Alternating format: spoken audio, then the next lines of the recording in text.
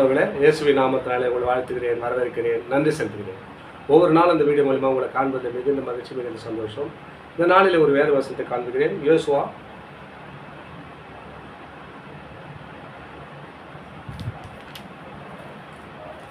3ஆம் அதிகாரம் 10ஆம் வசனம் சொல்லப்படுவது. யோசுவா 3:10.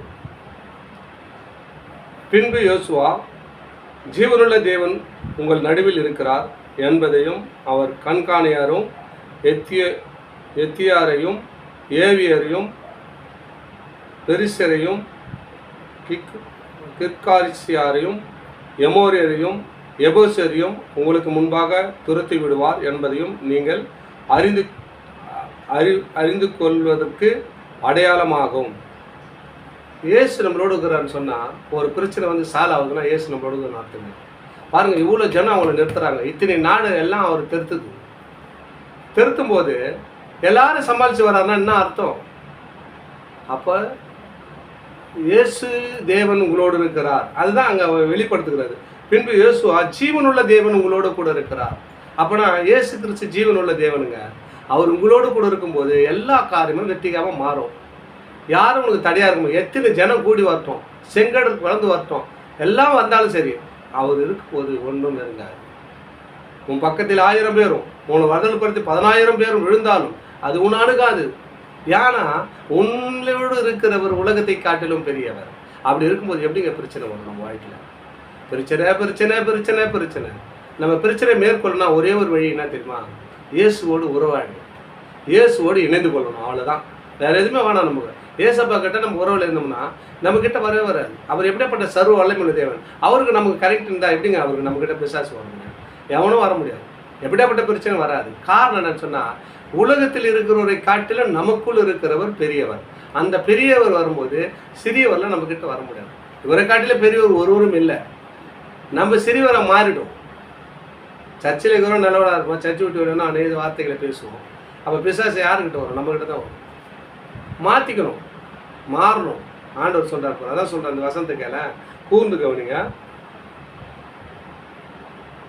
யோசுவா 3ஆம் அதிகாரம் 10ஆம் வசனம். பின்பு யோசுவா, ஜீவனுள்ள தேவன் உன் நடுவில் இருக்கிறார்.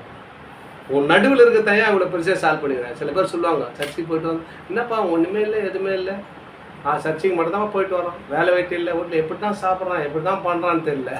ஆண்டவர் உன்னோடு கூட இருக்கும்போது அற்புதம் நடக்கும், அதிசயம் நடக்குங்க. அநேகர் கண்களுக்கு விழிப்படையத்தை செய்வார். அதுதான் உன்னோட கூட இருக்கா. அவன் தெரிஞ்சு பக்கத்தில் கூட சர்டிஃபிகேட் கொடுப்பாங்க நமக்கு. இங்கே அதான் நடக்குது, உங்கள் வாழ்க்கையில் அதான் நடக்க போகுது. ஏன்னா இந்த வீடியோ பார்க்குறீங்க, இந்த வசனத்தை கேட்குறீங்க, அப்போ என்ன பண்ணுவார்னா ஆண்டவரோடு நீ கனெக்ட் ஆகிடுவீங்க. ஜீவனுள்ள தேவன் உங்கள் நடுவில் இருக்கிறார் என்பதை அவங்க அறிஞ்சிக்கணும். யார் அறிக்கணும்? இத்தனை நாடுகள்லாம் அவனை திருத்தது போது இத்தனை பேர் சொந்த உறவினர் இருக்கிறாங்க, இணைச்சந்து பந்துக்கள் இருக்கிறாங்க. எல்லாரும் காட்டிலும் நீ ஆலயத்துக்கு போகிற, தேவனை துதிக்கிற, அவ்வளோதான். ஏசப்பா என் வாழ்க்கை எப்படி இருக்குது, நீ தான்ப்பா மாற்ற முடியும், அவர்கிட்ட அர்ப்பணிக்கிறேன். வேறு எதுவுமே நீ காசு பணம்லாம் கொடுக்க தேவையில்லை. அவர்கிட்ட உன் வாழ்க்கையை அர்ப்பணி. உன்னுடைய காரியத்தை அவர்கிட்ட ஒரு தகப்பனிட்ட சொல்லும் போது சொல்லு, பேசு, அவரோட உறவாடு தான் அங்கே வார்த்தை தான். அவர் என்ன இருக்கிறாரா, வார்த்தையாக இருக்கார். வார்த்தை அவருக்குள்ளே இருந்தது, அதான் வெளிப்பட்டது. அந்த வார்த்தை தான் இப்போ சொல்கிறாரு. நீ என்னோட உறவாடினா இந்த வார்த்தை தான் பேசணும். ஏசப்பா நம்ம பேசுறது வார்த்தை தான் இருக்குது. இதே வார்த்தை அவர் பேசுகிறார். இன்னைக்கு இந்த மகனை விட்டு அப்பால போ, ஏசு உனக்கு கட்டளை எடுக்கிறேன்னாரு. அவ்வளோதான், வார்த்தை தான் பேசினார். பிசாசு அவர்கிட்ட போச்சு. இப்போ நம்ம பேசுகிறதே வார்த்தை தானுங்க. ஏசப்பா என் பிரச்சனைலாம் நீ பார்த்துக்கொள்ளுப்பா, நீ தீர்த்து விடுப்பான்னு சொல்ல போகிறோம் இல்லையா? இதுதான் வார்த்தை. இந்த வார்த்தையை நீங்கள் பேசுங்க, ஆசீர்வாதத்தை பெற்று அன்போடு வாழ போகிறீங்க. அதுதான் கர்த்தர் உங்கள் நடுவில் இருக்கிறார். நீங்கள் பயப்படாதீங்க. எப்படிப்பட்ட பிரச்சனை, எப்படி சூறாவளி பேர் வார்த்தை, எந்த பிரச்சனை பயப்படாதீங்க. ஆனால் இயேசு உங்களோட கூட இருக்கிறார். இந்த வீடியோ பார்க்குறேன், இந்த வசனத்தை கேட்குறேன், உங்கள் குடும்பத்தில் இப்படிப்பட்ட பிரச்சனை வராதபடிக்கு இயேசு வேலை எடுத்து பாதுகாக்க போகிறார். அதுக்கு தான் இந்த வசனம் முடிய போகிறார். கர்த்தர் உங்களோடு கூட இருக்கிறார். யோசுவா இஸ்ரவேலுக்கு அதான் சொல்கிறாரு. யோசுவா, பின்பு யோசுவா, ஜீவனுள்ள தேவன் உன் நடுவில் இருக்கிறார். அதனால தான் உன்னை எந்த தீங்குனாங்களே அநேக ஜனங்கள் பார்க்க போகிறாங்க.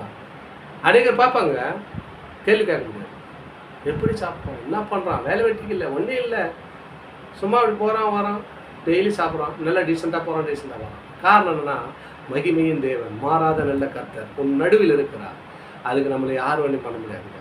விசுவாசித்தால் தேவனுடைய மகிமை காண்பாய். நீ விசுவாசி, விசுவாசத்தில் நிலை கொண்டிரு, நிச்சயமாக உங்கள் வாழ்க்கை சிறப்படும். ஆமென்.